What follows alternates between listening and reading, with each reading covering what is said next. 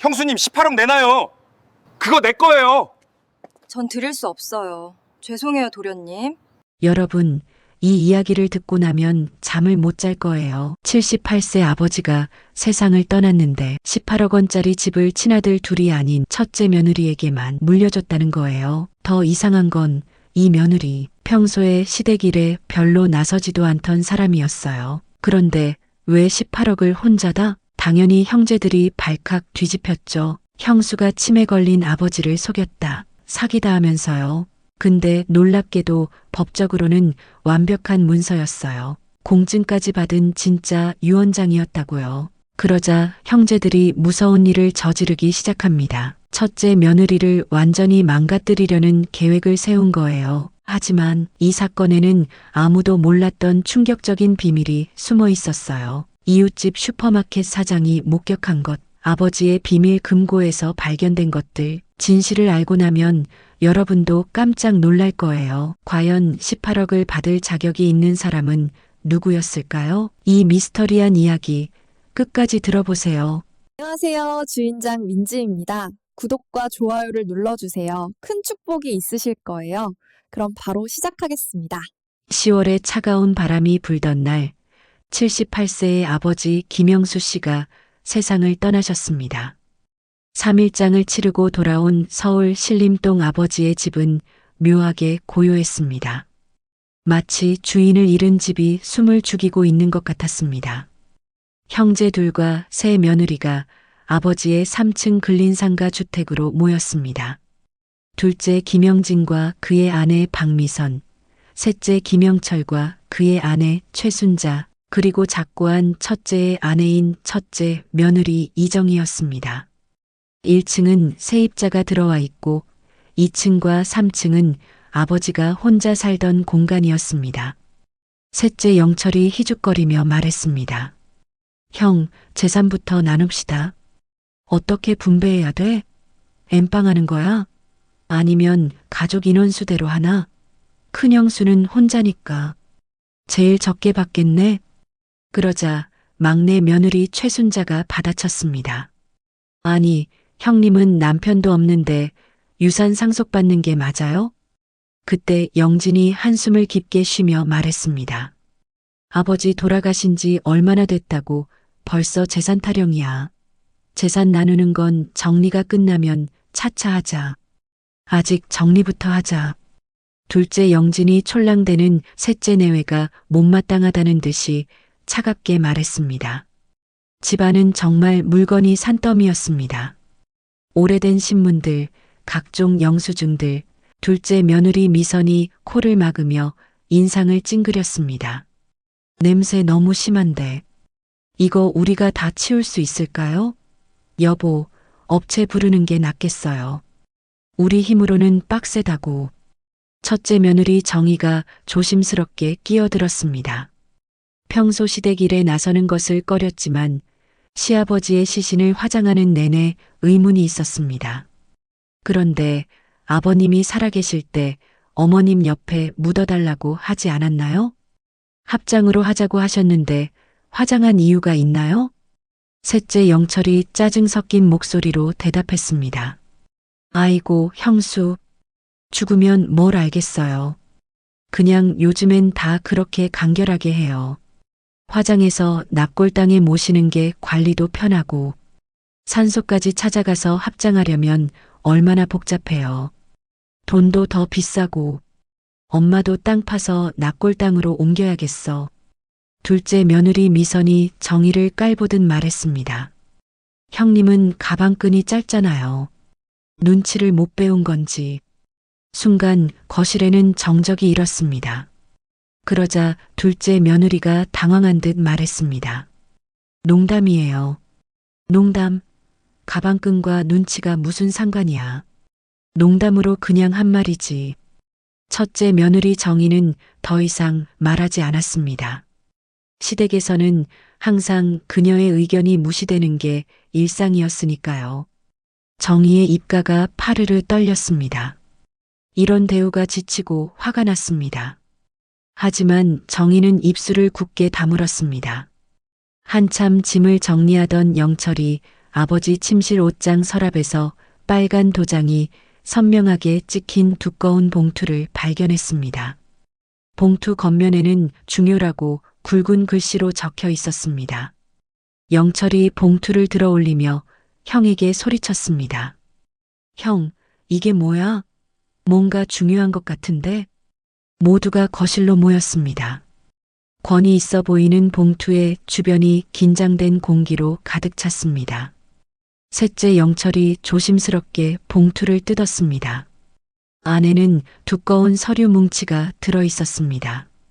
맨 위에는 공증사무소 직인이 선명하게 찍힌 계약서가 있었습니다. 뭐라고 쓰여 있어? 영진이 목을 빼며 물었습니다. 영철이 천천히 읽어 내려갔습니다. 부동산 증여계약서. 증여자는 아버지, 수중자는 며느리에게. 그의 목소리가 갑자기 멈췄습니다. 며느리? 뭐라고 되어 있어? 미선과 순자가 동시에 물었습니다. 누구야? 나야? 나. 두 며느리는 서로를 힐끗거리며 속으로 기대했습니다. 혹시 자신의 이름이 적혀 있을까 하고 말이지요. 하지만 영철의 다음 말은 모두를 경악시켰습니다. 첫째 며느리. 이정희. 형수 이름이야. 순간 거실이 정적에 휩싸였습니다. 시계 초침 소리만이 똑딱똑딱 들렸습니다. 영진이 이해할 수 없다는 듯 서류를 확인했습니다. 뭔가 이상하지 않아? 형수님 이름으로 되어 있다고? 아버지가 왜 형수님한테 유산을 상속했을까? 하지만 아무리 봐도 명확했습니다. 받는 사람 칸에는 이정희의 이름이 또박또박 적혀 있었습니다. 그리고 증여 대상은 바로 이 집이었습니다. 서울시 관악구 신림동 3층 근린상 가주택, 대지 면적 165제곱미터, 건물 연면적 297제곱미터, 감정가액은 18억 2천만 원이었습니다. 첫째 며느리 정희의 표정이 굳어 있었습니다. 얼어있는 건지 당황한 건지 좋은 건지 알 수 없는 표정이었습니다. 영철이 서류를 바닥에 던지며 분노를 터뜨렸습니다. 이게 말이 돼? 왜 형수 앞으로야? 큰형은 죽었고 우리가 친자식인데 그럼 내 몫은 어떻게 되는 거야? 이거 완전 말이 안 되잖아. 영진은 차분히 정희에게 물었습니다. 형수님, 혹시 유산에 대해서 알고 계셨어요? 아니요, 처음 듣는 얘기예요. 저도 당황스럽네요. 하지만 아버님이 그렇게 하신 거라면 그럴 만한 이유가 있지 않았을까요? 영철이 화를 냈습니다. 잠깐, 형수 그게 무슨 말이에요? 우리한테 뭔가 하자가 있다는 거야? 형수는 받을 만하고. 정희는 더 이상 대꾸하지 않았습니다. 미선이 날카롭게 끼어들었습니다. 형님만 받는 건 정말 이상하네요. 우리는 뭐가 돼요? 10년 넘게 명절 때마다 오고 아버님 편찮으실 때마다 병원 모시고 다닌 게 우리인데. 순자도 맞장구 쳤습니다. 맞아요. 어떤 부모가 며느리에게만 유산을 상속해요? 상식적으로 말이 안 되잖아요. 의심의 눈길이 모두 첫째 며느리 정희에게 집중되었습니다. 영철이 의심 가득한 시선으로 바라보며 말했습니다. 아버지가 치매 있을 때 형수가 자주 들락거렸잖아. 그때 뭔가 했구나. 이거 조작이야, 조작. 형수 이거 걸리면 감옥 가는 거 알아요? 공기는 점점 더 차가워졌습니다. 18억이라는 커다란 금액이 첫째 며느리 정희에게로 간 것은 그 누구도 예상하지 못한 일이었습니다. 가족 모두 큰 충격을 받았습니다. 다음 날 이른 아침 형제와 두 며느리는 급히 변호사 사무실을 찾았습니다. 강남의 한 법무법인이었는데 부동산 전문으로 유명한 곳이었습니다. 영진이 심각하게 말했습니다. 변호사님, 아무래도 형수님이 원래는 그런 사람이 아니었어요. 근데 돈에 욕심을 부려 문서를 조작한 것 같아요. 아버지가 첫째 며느리에게 유산 전체를 상속할 리가 없거든요. 저도 형수님을 의심하고 싶지는 않은데 달리 설명이 안 돼서요. 변호사는 중년의 남성으로 수십 년간 이런 가족 분쟁을 다뤄온 베테랑이었습니다. 그는 서류를 꼼꼼히 살펴본 후 천천히 입을 열었습니다. 이 문서를 보니 만약 큰형수라는 사람이 조작을 했다면 정말 완벽하게 했네요. 공증 과정도 완벽하고 서류상 하자가 전혀 없습니다. 영철이 앞으로 몸을 기울였습니다. 그럼 우리가 할 수 있는 게 없다는 말씀이세요? 아닙니다. 방법이 하나 있어요. 변호사가 안경을 고쳤으며 설명했습니다. 이 공증 문서를 무효화시킬 수 있는 방법이 있습니다. 바로 공증일자가 치매 진단 전후인지를 확인하는 겁니다. 셋째 영철이 눈을 반짝였습니다. 치매 진단 후에 공증받은 거라면? 그렇다면 무효 처리가 가능합니다.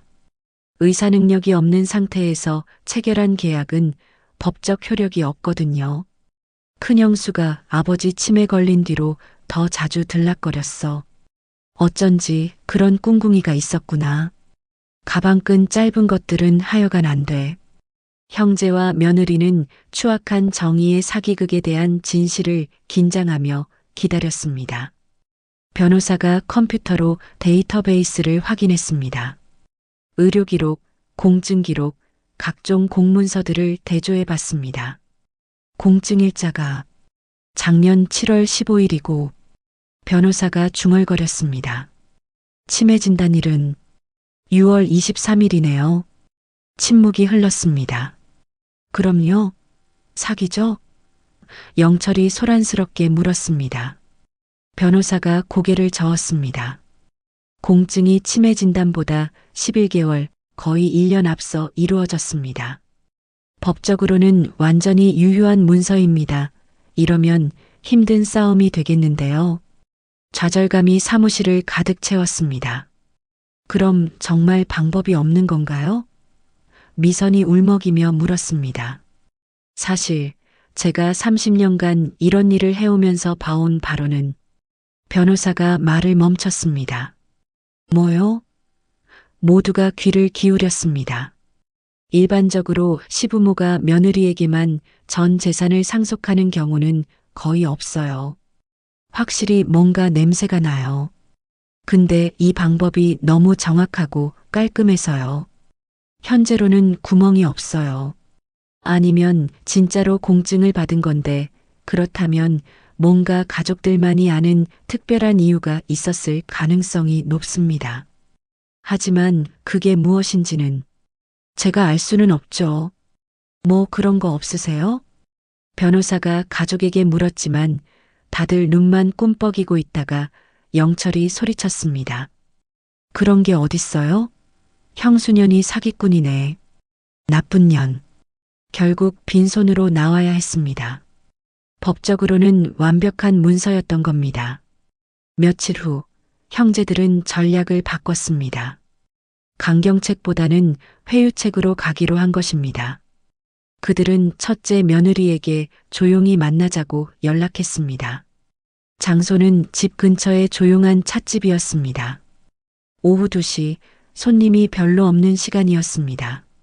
모두가 도착해 있었고 첫째 며느리 정희가 마지막에 도착했습니다.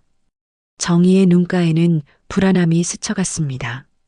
둘째 영진이 먼저 입을 열었습니다. 평소에도 부드러운 목소리였으나 이날은 특히 더 친절했습니다. 형수님, 우리가 며칠 전에 너무 흥분해서 죄송했어요. 형수님을 의심한 거요. 사과드리고 싶었어요.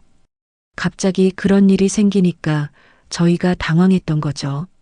셋째 영철도 고개를 끄덕였습니다. 그러나 표정은 진심이 담겨 있지 않아 어색했습니다. 맞아요, 형수. 우리가 좀 과했죠. 억지로 웃는 모습이 일그러져 괴기스러웠습니다. 정희는 조심스럽게 대답했습니다. 아니에요. 이해해요. 저도 놀랐으니까. 둘째 영진이 커피를 한 모금 마시고 본론을 꺼냈습니다. 형수님, 사실 우리가 생각해 봤는데요. 아버지 뜻이야 그렇다 치더라도 현실적으로 생각해 봐야 하잖아요. 정희가 어떤 이야기가 나올지 짐작하고 있었다는 듯이 답했습니다. 무슨 말씀이세요? 그러자 영철이 끼어들었습니다. 18억이라는 게 결코 작은 돈이 아니잖아요. 그걸 형수 혼자 가져가시면 우리가 너무 서운하죠. 셋째 며느리가 거들어 들어왔습니다. 형님도 우리 마음 이해하시죠? 우리가 그동안 아버님 얼마나 모셨는데요. 명절마다 오고 아플 때마다 병원 모시고 가고. 둘째 며느리도 끼어들었습니다. 맞아요.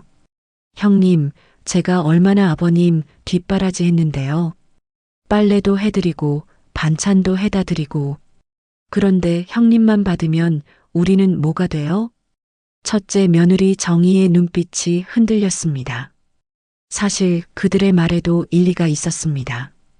자주는 아니지만 시댁일을 어느 정도 도운 건 사실이었으니까요. 그래서 그들이 유산의 소유를 주장하는 게 나름대로 일리가 있다고 생각했습니다. 둘째가 결정적인 제안을 했습니다. 형수님, 이렇게 하면 어떨까요? 세 가족이 나눠 가지는 거예요. 6억씩? 그러면 모두가 만족하고 가족 사이도 원만해지지 않을까요? 셋째도 적극 동조했습니다. 그게 가장 공평하죠. 아버지도 천국에서 보시면 우리가 사이좋게 지내는 걸 원하실 거예요. 정희는 말없이 앉아 있었습니다. 마치 나무처럼 움직임 없이 한참 고민하는 듯 보였습니다. 가족들의 압박, 그리고 며느리인 자신이 18억을 혼자 독식하는 것은 이치에 맞지 않는 것처럼 느껴졌습니다. 정희가 조심스레 입을 열었습니다. 저도 그렇게 하고 싶긴 한데요. 그럼 하면 되는 거 아니에요? 영철이 기대에 찬 목소리로 말했습니다. 하지만 정희의 대답은 예상과 달랐습니다. 아버님 뜻이 분명했어요. 저한테 주신 데에는 분명 이유가 있을 거예요. 저는 나눌 수 없습니다.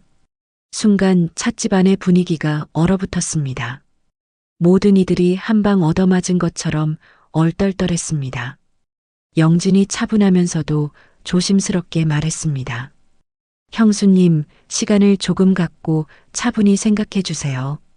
우리도 지금 당장 나누자는 건 아니니까요. 정희가 차갑게 말했습니다. 아니요. 제 생각엔 변함이 없어요. 셋째가 참았던 화를 터뜨렸습니다. 이거 진짜 말이 안 되는데요? 형수 혼자 18억을 다 가져가시겠다고? 그게 아니면 뭐예요? 둘째 며느리가 날카롭게 끼어들었습니다. 우리는 바보 취급받고 형님만 떼돈을 벌겠다는 거잖아요. 첫째 며느리는 일어서려고 했습니다. 저는 이만. 하지만 영철과 미선, 순자가 그녀의 팔을 붙잡았습니다. 그리고 영진이 이들을 말리며 정희에게 말했습니다. 형수님, 잠깐만요. 우리가 이렇게 정중하게 부탁하는데도 안 된다는 거예요? 죄송해요. 정말 죄송해요. 정희는 황급히 찻집을 나갔습니다. 남은 네 사람은 분노로 몸을 떨었습니다. 둘째 영진이 평소와 달리 흥분하며 주먹을 테이블에 내리쳤습니다. 이건 사기야. 명백한 사기라고. 셋째도 동조했습니다. 와, 큰형수 저렇게 안 봤는데 진짜 악질이다. 형, 우리가 이대로 당할 수는 없잖아. 18억이 얼마인데. 숙자가 화가 나서 말했습니다. 뭐 저런 게 다 있지? 솔직히 6억도 많이 쳐준 거잖아. 남편도 없고 자식도 없는데 혼자 6억이면 우리가 선심 쓴 거잖아요. 안 그래요? 돈독이 제대로 올랐네. 둘째 며느리가 도끼 어린 목소리로 말했습니다. 뭔가 방법이 있을 거야. 이런 식으로 당하고만 있을 순 없어. 그들의 눈에서는 더 이상 가족애를 찾을 수 없었습니다. 오직 배신감과 분노만이 가득했습니다. 그날 밤 11시 영진과 영철은 은밀하게 만났습니다. 장소는 집에서 멀리 떨어진 24시간 카페였습니다. 야경이 내려다 보이는 구석자리였습니다. 영진이 먼저 말을 꺼냈습니다. 이대로 끝낼 수는 없어. 18억이야, 18억. 우리 평생 벌어도 그 돈 못 봐. 영철이 고개를 끄덕였습니다. 형수가 완전히 배짱을 부리네. 6억씩 나눠 가지자는데도 거절하다니. 분명히 조작한 게 맞아. 아버지가 정신이 멀쩡할 때 그런 결정을 내리실 리가 없어. 영진이 스마트폰으로 뭔가를 검색하기 시작했습니다. 야, 강제 경매라는 게 있더라. 빚이 있으면 집을 강제로 팔 수 있대. 그게 뭔데? 채권자가 법원에 신청하면 집을 경매로 팔아서 빚을 갚는 거야. 집주인이 원하지 않아도 강제로. 영철의 눈이 번뜩였습니다. 그럼 우리가 아버지한테 돈을 빌려줬다고 하면?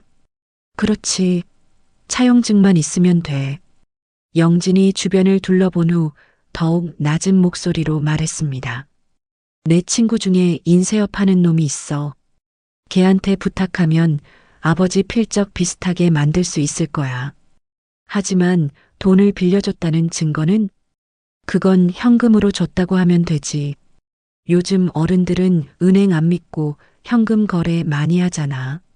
영철이 계산기를 두드렸습니다. 얼마로 할까?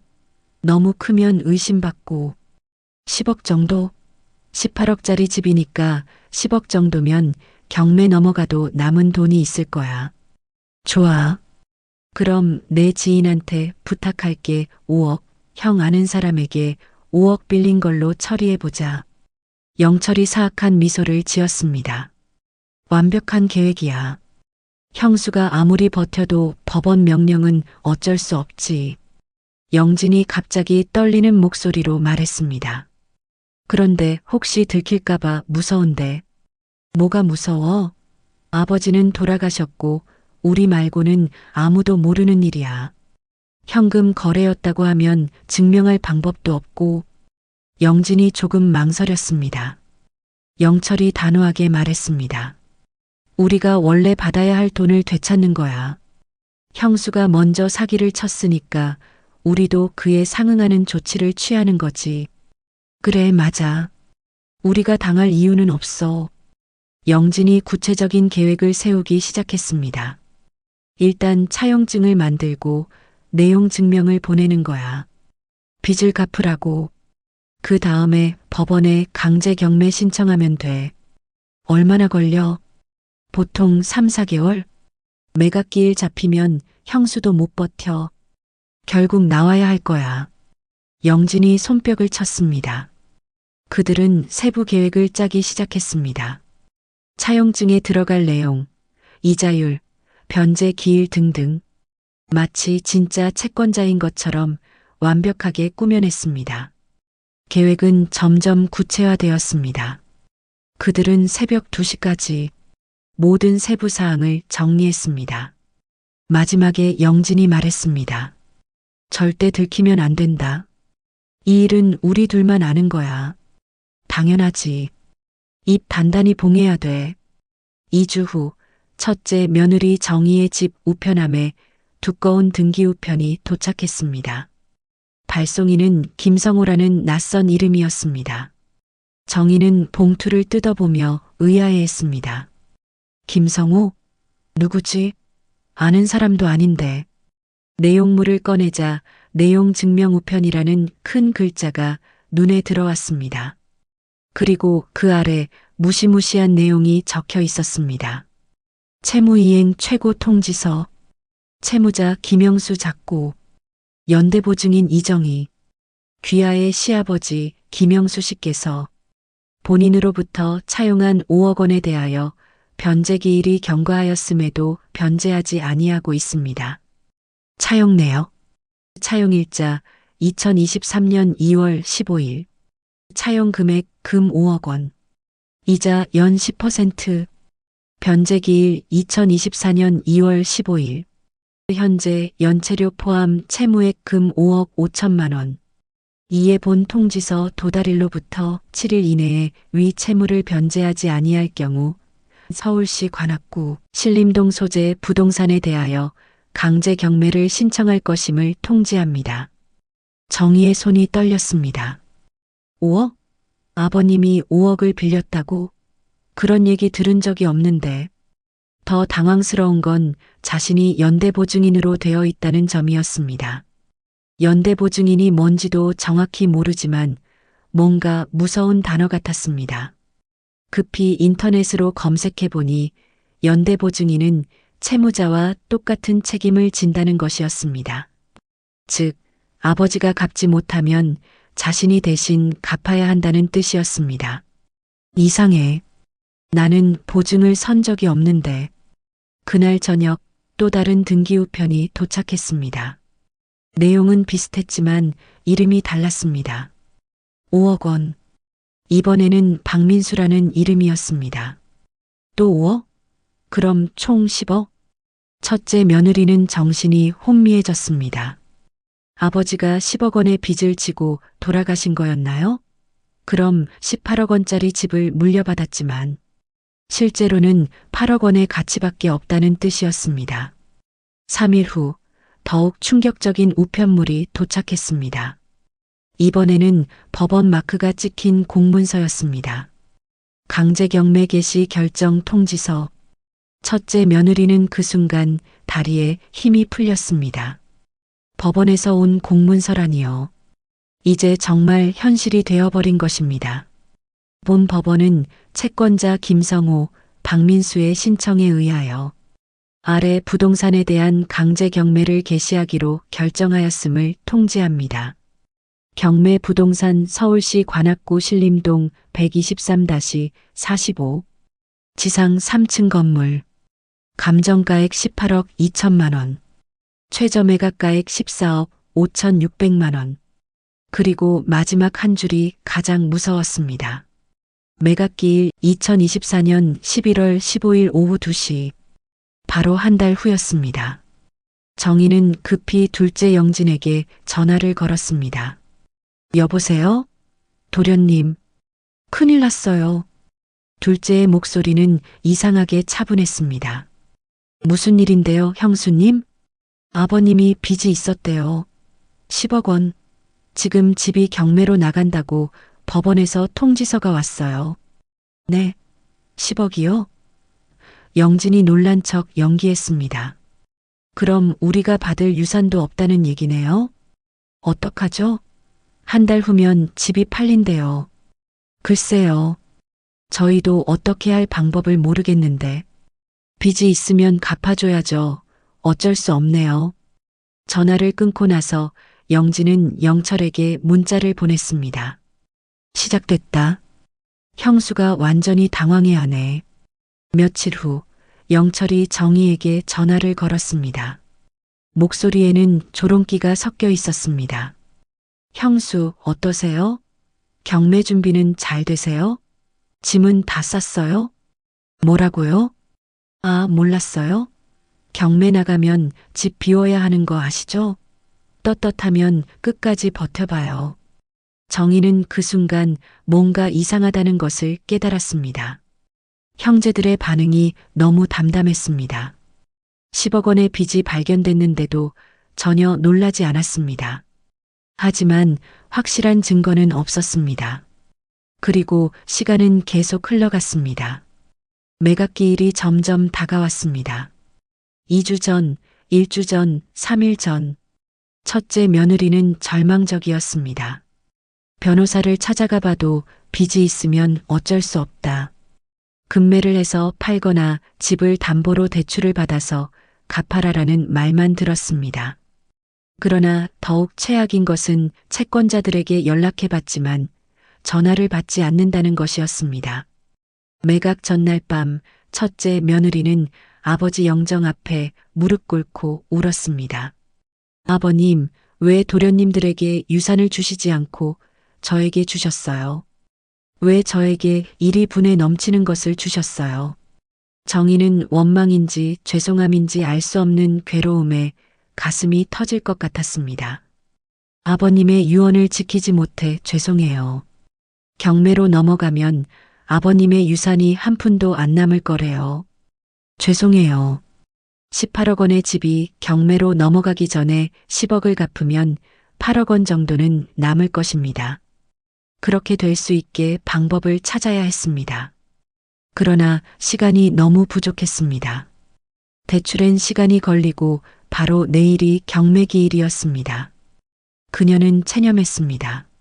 어떤 의욕도 생기지 않았습니다. 우울증이었습니다. 하지만 그 순간 운명의 손길이 뻗어왔습니다. 매각 당일 아침 정희는 마지막으로 집 정리를 하고 있었습니다. 오후 2시면 이 집은 더 이상 자신의 것이 아니게 됩니다. 그때 아래층에서 슈퍼를 운영하는 박 사장이 찾아왔습니다.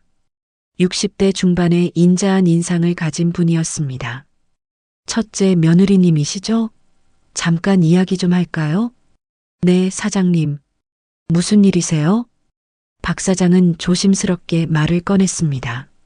사실 말씀드릴까 말까 고민이 많았는데 이렇게 집이 넘어가는 걸 보니 차마 모른 척 할 수가 없어서요.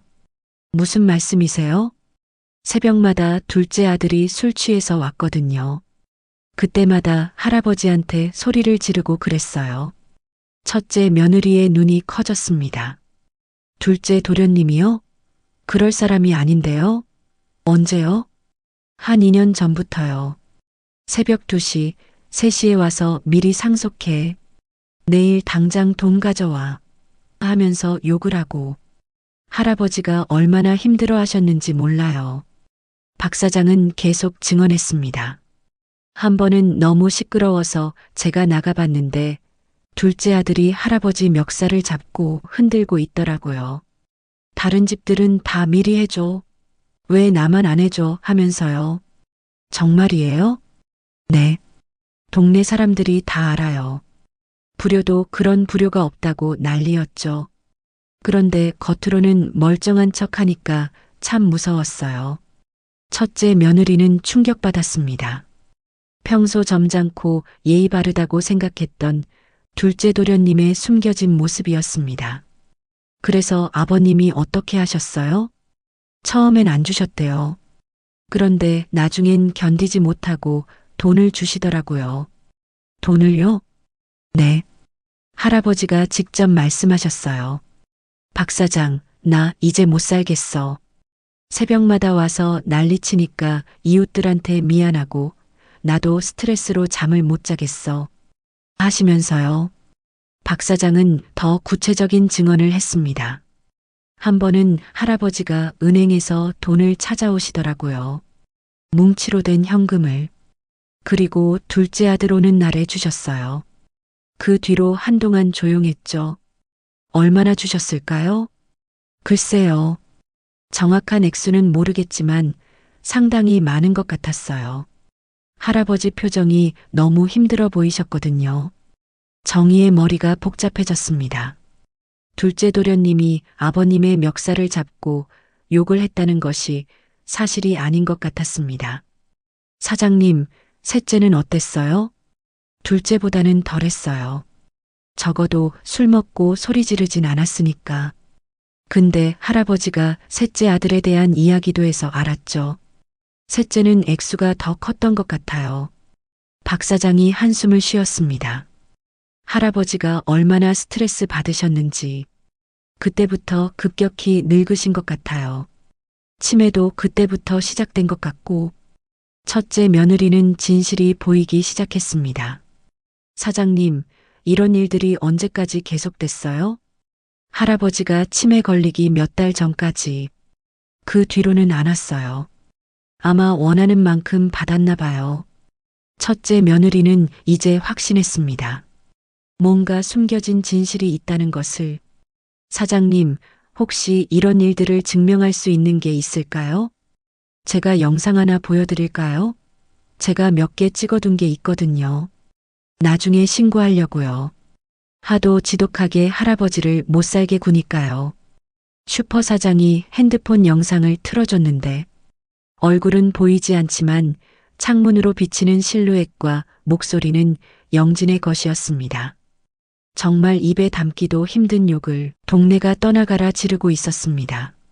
정희는 늙고 힘없어 어쩌지 못하고 있었을 아버님을 생각하며 눈시울이 붉어졌습니다. 어쩜 아버님이 얼마나 힘드셨을까?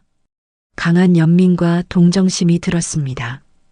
그 순간 정희가 중얼거렸습니다. 나쁜 놈들. 정희는 왜 아버님이 자신을 유산 상속자로 정했는지 그 이유를 알았습니다. 이제 그 재산을 지켜야 했습니다. 정희는 결심했습니다. 아버님, 제가 지킬게요. 정희는 진실을 파헤치기로 결심했습니다. 우선 경매를 막아야겠다고 생각했습니다. 사장님, 감사해요. 정말 감사해요. 무엇부터 해야 할지 머릿속이 복잡했습니다. 호흡을 가다듬었습니다. 하지만 시간이 없었습니다. 2시간 후면 경매가 시작됩니다.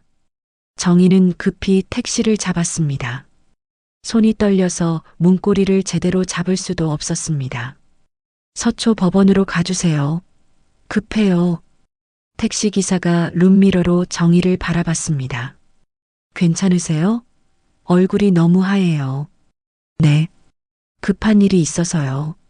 신림동에서 서초까지는 멀지 않은 거리였지만 정희에게는 영원처럼 느껴졌습니다. 심장이 두근거려서 가슴이 터질 것 같았습니다. 사당사거리에서 사고가 났는지 차가 꽉 막혔습니다. 정희의 호흡이 가빠지기 시작했습니다.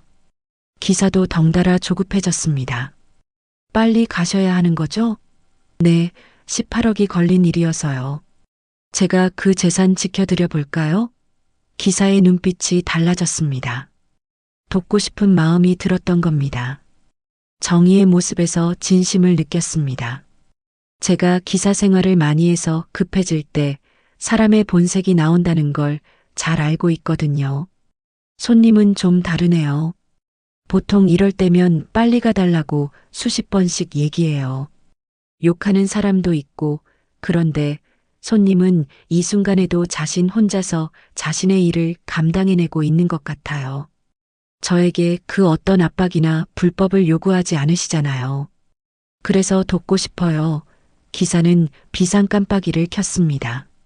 순간 차 한 대가 겨우 들어갈 틈이 생겼습니다. 그리고 창문을 내리고는 손을 밖으로 미안하다는 표시를 하며 한 손으로 운전대를 잡고 빈 공간을 유유히 빠져나갔습니다. 신기했습니다. 모든 차가 서 있는데 정희가 탄 택시만 움직이고 있는 듯 보였습니다. 종이 한 장 차이로 기사님은 자동차 사이사이를 아주 빠르고 교묘하게 빠져나갔습니다. 오후 1시 40분, 경매 시작 20분 전에 법원에 도착했습니다. 정희는 감사한 마음에 택시비를 2배 지불하고는 법원 경비실로 뛰어갔습니다. 저기요. 도와주세요. 경비 아저씨가 놀란 표정으로 바라봤습니다. 무슨 일이세요? 제 집이 지금 경매에 나가는데요. 채권자들이 연락이 안 돼요. 아, 그러시구나. 그런데 여기는 경비실이고 담당 부서로 가셔야 해요. 어디로 가야 해요? 3층 민사집행과요. 그런데 지금 시간이. 정희는 엘리베이터를 기다릴 시간도 없어서 계단으로 뛰어 올라갔습니다. 3층 민사집행과 앞에는 벌써 경매 참가자들이 줄을 서 있었습니다. 부동산 투자자들, 중개업자들이 서류를 들고 대기하고 있었습니다. 정희는 담당 서기관을 찾았습니다.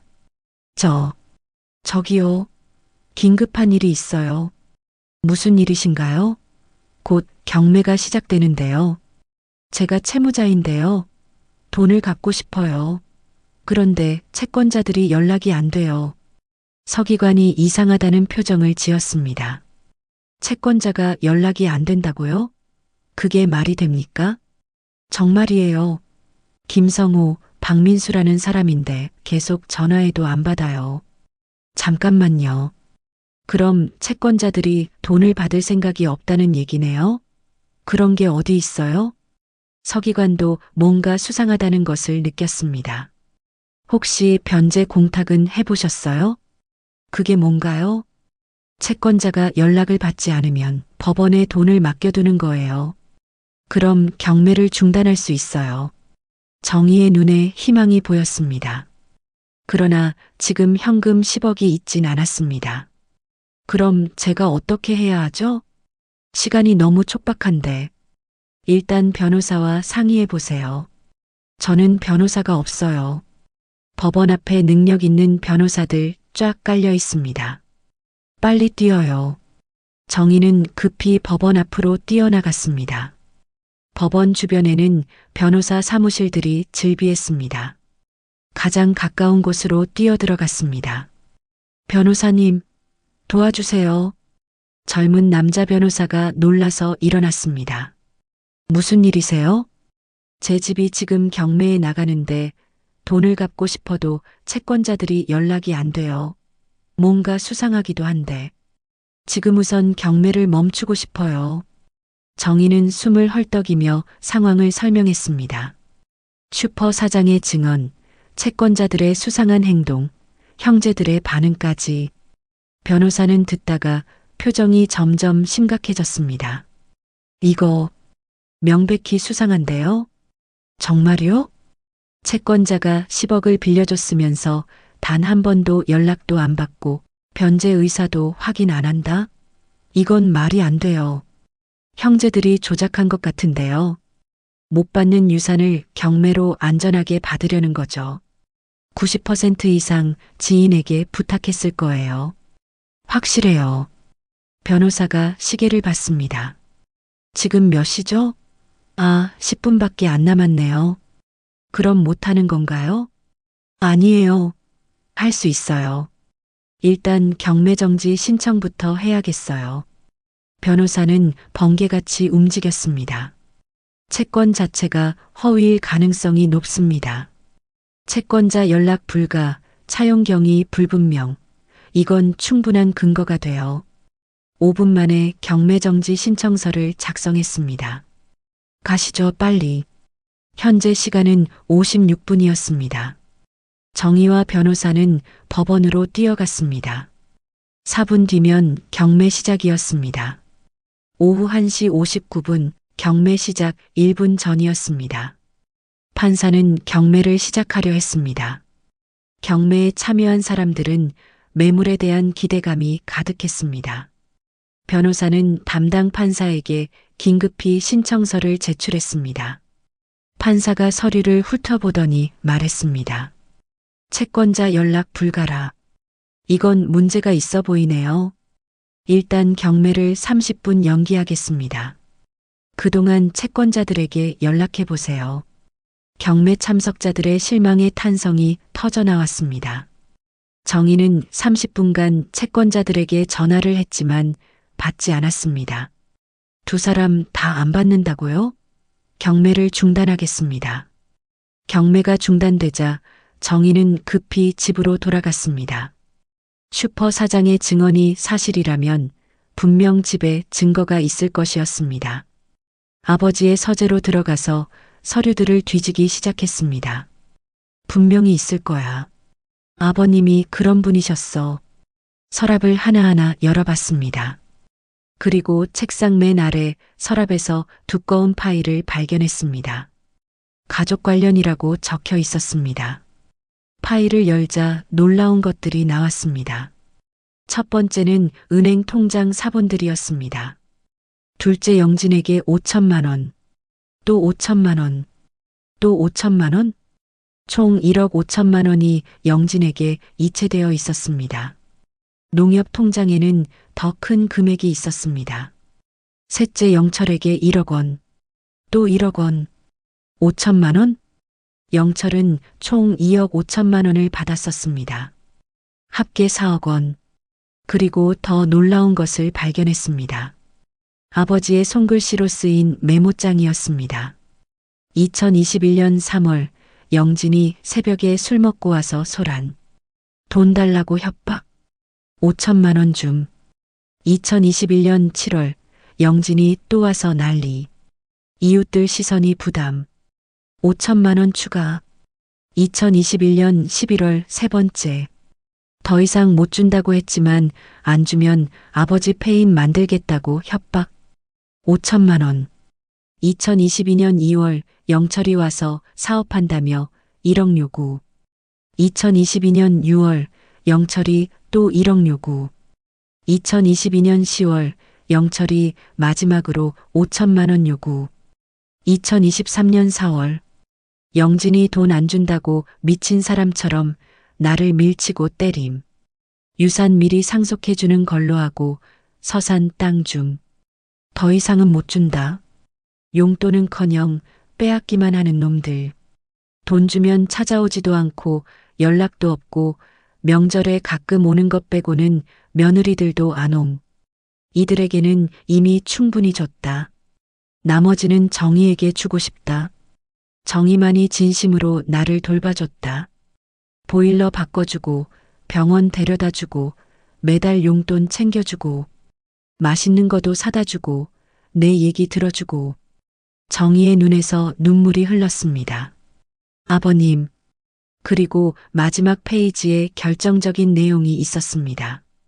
영진, 영철 모두에게 약속받음. 더 이상 유산 요구 안 하겠다고 서약서까지 받음. 서약서는 금고에 보관. 정희는 급히 아버지의 금고를 열었습니다. 비밀번호는 어머니 생일이었습니다.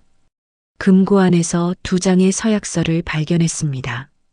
본인 김영진은 아버지로부터 생전 증여로 받은 1억 5천만 원과 서산 땅에 대해 만족하며 향후 상속 시 추가 요구를 하지 않겠습니다.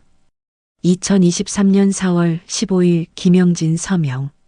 본인 김영철은 아버지로부터 생전 증여로 받은 2억 5천만 원에 대해 만족하며 향후 상속 시 추가 요구를 하지 않겠습니다. 2022년 10월 11일 김영철 서명. 모든 퍼즐이 맞춰졌습니다. 형제들은 이미 총 4억 원 이상을 미리 받았습니다. 그리고 더 이상 유산을 요구하지 않겠다고 약속했습니다. 그런데도 18억짜리 집까지 차지하려고 가짜 채권을 만든 것이었습니다. 정희는 모든 증거를 들고 변호사에게 향했습니다. 오후 4시 정희는 모든 증거를 들고 변호사 사무실로 향했습니다. 변호사가 자료들을 보더니 눈이 번뜩였습니다. 그리고는 입가에 미소를 지었습니다. 이 정도면 쉽게 풀릴 것 같아요. 정말요? 채권자들이 연락도 안 받고 10억 원짜리 거래인데 은행 기록도 없고 현금 10억으로 줬다? 그건 거의 불가능하죠. 억지로 누가 만든 거죠? 누구냐고요? 아버지 재산을 가지고 싶은 사람. 그러나 유산을 이미 받아서 받을 수 없는 사람들. 바로 아들 2명이죠. 이렇게 허술한 거 보면 조사하면 바로 나옵니다. 그럼 이제 어떻게 해야 하나요? 검찰에 고발장을 제출해야 합니다. 이건 단순한 민사사건이 아니라 사기죄예요. 변호사는 차용증 사본을 자세히 들여다봤습니다. 이 차용증도 이상해요. 필체가 어색하고 10억 원짜리 계약치고는 너무 단순해요. 보통은 담보 설정이나 이자 지급 방법 같은 게 상세히 나와야 하는데 그렇지 않죠. 변호사는 즉시 고발장을 작성하기 시작했습니다. 허위 채권으로 강제 경매를 신청한 것, 이미 유산을 받고도 추가로 요구한 것, 아버님 필적을 위조한 것까지. 이 모든 게 범죄 행위입니다. 1시간 후 서울중앙지검에 고발장이 접수되었습니다. 며칠 뒤 담당 검사에게 연락이 왔습니다. 증거가 너무 명확하네요. 바로 수사에 착수하겠습니다. 정말요? 검사는 즉시 수사기관에 지시했습니다. 채권자 김성호, 박민수부터 찾아서 조사하세요. 실존 인물인지부터 확인하고, 그리고 사기라고 판명되면 영진, 영철 형제도 긴급 체포 준비하세요. 오후 2시 수사가 시작되었습니다. 김성우가 가장 먼저 불려왔습니다. 정말로 김영수 씨에게 5억 원을 빌려줬습니까? 아니요. 영진이가 부탁해서 이름만 빌려준 거예요. 얼마 받았습니까? 50만 원. 그냥 술값 정도로. 이런 큰일이 될 줄 몰랐어요. 김성우는 정말 싱겁게 실토했습니다. 박민수도 마찬가지였습니다. 영철이가 부탁해서 서류상으로만 이름 빌려주는 거라고 했어요. 정말 몰랐습니다. 차용증을 만든 인쇄소도 수사선에 올랐습니다. 인쇄소 사장이 증언했습니다. 영진 씨가 와서 아버지 글씨체랑 비슷하게 해달라고 했어요. 의심스럽지 않았습니까? 좀 이상했는데 돈을 많이 줘서 그냥 해줬어요. 후회되네요. 은행에서도 결정적인 증거가 나왔습니다. 저녁 7시 검사가 구속영장을 신청했습니다. 증거인멸과 도주 우려가 있습니다. 즉시 구속하겠습니다. 다음 날 새벽 영진과 영철의 집에 수사관들이 들이닥쳤습니다. 영진은 잠옷 차림으로 끌려 나왔습니다. 뭔 일이에요? 허위 채권 조작 혐의로 체포합니다. 영철은 도망치려다 붙잡혔습니다. 저는 몰라요. 형이 시킨 거예요. 구치소에서 조사가 시작되었습니다. 검사가 영진을 신문했습니다. 이미 1억 5천만 원을 받고 거기에 땅도 받고 유산 포기 서약까지 했는데 왜 또 18억을 노렸습니까? 그건 김성우가 이미 자백했어요. 당신이 50만 원 주고 명의를 빌렸다고. 영진이 무너졌습니다. 죄송합니다. 아이들 교육비가 빚이 너무 많아서 18억이 너무 커 보였어요. 영철은 더 빨리 항복했습니다. 형이 계획을 세웠어요. 저는 따라만 했어요. 정말 죄송해요. 일주일 후 기소가 결정되었습니다. 재판부는 엄중히 판결했습니다. 피고인들은 이미 생전에 부친으로부터 유산을 증여받았음에도 불구하고 추가로 18억 원의 유산을 차지하기 위해 허위 채권을 조작했습니다. 사기죄, 사문서 위조, 사문서 행사. 이는 가족에 대한 배신이며 법정을 기만한 중대한 범죄입니다. 김영진에게 징역 2년, 김영철에게 징역 1년 6개월을 선고합니다. 재판이 끝난 후 정의는 홀로 법원 계단에 앉아 있었습니다. 변호사가 다가왔습니다. 축하드려요. 이제 집이 완전히 당신 것입니다.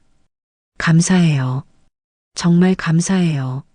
하지만 정의의 표정은 복잡했습니다. 그런데 기쁘지가 않네요. 가족이 이렇게 되다니. 변호사가 위로했습니다. 당신 잘못이 아니에요. 당신은 아버님의 뜻을 지킨 거예요. 만약 아버님이 살아계시다면 아버님께서는 지금 정희 씨에게 모든 재산이 간 걸 좋아하실까요? 아니면 저들이 원했던 대로 정희 씨는 돈 한 푼 못 받고 저들이 독식하길 바랬을까요? 그 말을 들으니 마음이 한결 가벼워졌습니다. 그래, 이게 아버님의 뜻이야. 민정은 그렇게 중얼거렸습니다. 집으로 돌아가는 길 정희는 슈퍼에 들렀습니다. 박 사장이 반겼습니다. 어떻게 됐어요? 다 해결됐어요. 사장님 덕분이에요. 다행이네요.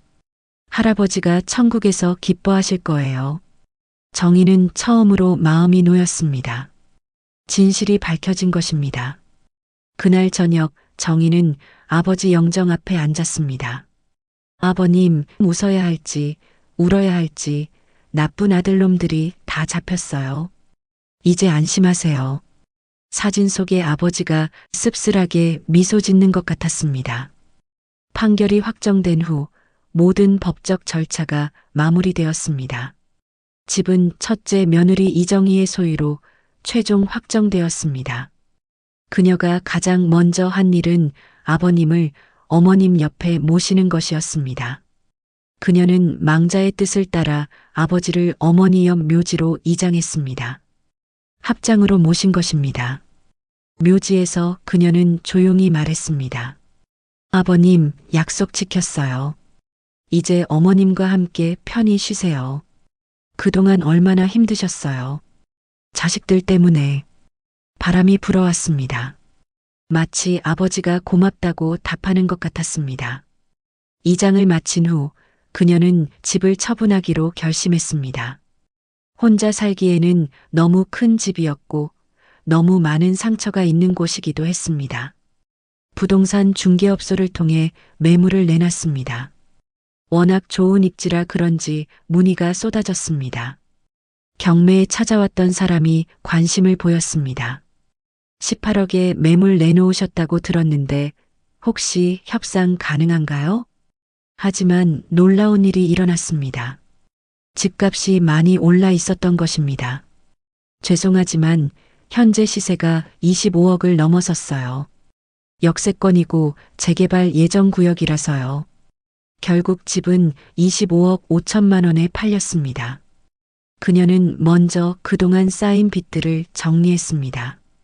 유산 상속에 대한 세금, 남편의 사업 실패로 인한 부채, 생활비 대출까지 총 3억 원의 빚을 깨끗이 갚았습니다. 그래도 통장엔 10억 원이 있었습니다. 하지만 그녀는 서둘러 투자하거나 사업을 하지 않았습니다. 대신 자신에게 선물을 주기로 했습니다. 내가 언제부터 나를 위해 산 적이 있었나? 그녀는 20년 만에 처음으로 긴 휴가를 떠났습니다. 첫 번째 목적지는 제주도였습니다. 한 달 내내 바다를 보며 걸었습니다. 맛집이라고 소문난 흑돼지, 고기국수, 갈치구이, 그리고 호텔 음식을 즐겼습니다. 그동안 쌓였던 스트레스가 서서히 풀려나갔습니다.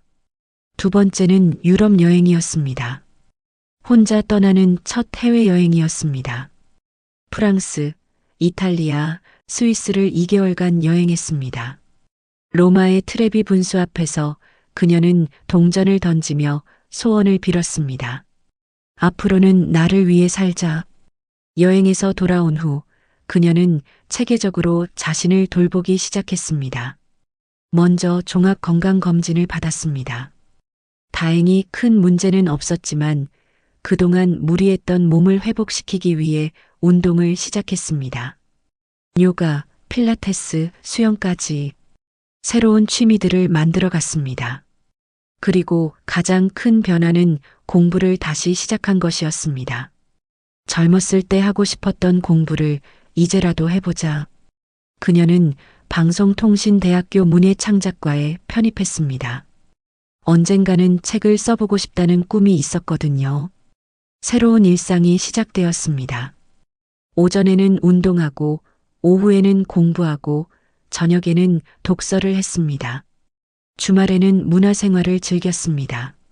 미술관, 박물관, 콘서트까지 6개월이 지났을 때 그녀는 놀라운 변화를 발견했습니다. 거울 속의 자신이 전과 완전히 달라져 있었습니다. 표정이 밝아졌고 자신감이 생겼습니다. 무엇보다도 마음이 평화로워졌습니다. 어느 날 저녁 그녀는 아버지 사진 앞에 앉아 이야기했습니다. 아버님, 저 이제 행복해요. 아버님이 저에게 주신 건 단순히 돈이 아니었던 것 같아요. 새로운 인생을 시작할 기회를 주신 거죠. 사진 속의 아버지는 따뜻하게 미소 짓고 계시는 것 같았습니다. 1년 후 그녀는 첫 번째 단편소설을 완성했습니다. 제목은 마지막 유언이었습니다. 자신이 겪은 일들을 바탕으로 한 이야기였지요. 소설은 한문예지에 당선되었습니다. 데뷔작이었습니다. 수상소감에서 그녀는 말했습니다. 늦은 나이에 새로운 시작을 할 수 있게 해주신 분이 계세요. 비록 이 세상에는 안 계시지만 저에게 진정한 자유를 선물해 주셨어요. 그 순간 하늘에서 따뜻한 햇살이 내려왔습니다. 아마도 아버지가 보내주시는 축하 메시지였을 것입니다. 어느 날 저녁 노을이 지는 한강공원에서 그녀는 생각했습니다. 결국 진실은 드러나는 거구나. 그리고 선한 마음으로 살아가는 사람에게는 반드시 보상이 따르는 거구나. 그녀의 얼굴에 평화로운 미소가 번졌습니다. 새로운 인생의 시작이었습니다. 오늘도 끝까지 이야기 들어주신 구독자 여러분 감사합니다. 착하게 살고 남을 돕고 살아가면 이번 생 또는 그 다음 생에서라도 우리의 덕이 쌓일 것이라 믿습니다. 그리고 윤회의 고리 안에서 나에게 다시 축복이 되어 돌아올 것입니다. 구독자 여러분의 앞날에 행운과 축복이 가득하시길 기원합니다. 감사합니다.